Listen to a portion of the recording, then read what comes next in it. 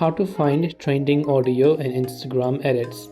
Hey everyone, welcome to the channel. In this video, I'm going to guide you on how you can find trending audio in Instagram edits, so make sure to watch the video till the end. Now, in order to find trending audio in Instagram edits, you want to simply make sure to launch the edits application right here. And within the edits app, whenever you're editing a certain footage, let's say for example, so let's say I'm going to edit this particular video and I want to use one of the trending audio for this video.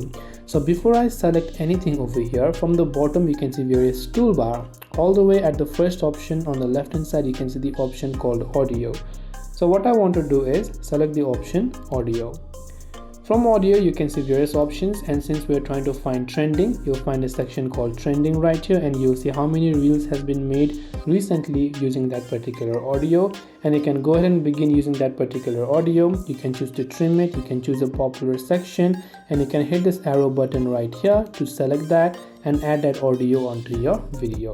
This way you can find trending audio in Instagram edits. Hope this video helped you out. If you have got any further questions, feel free to leave them down below. As always, thank you for watching and see you soon in the next video.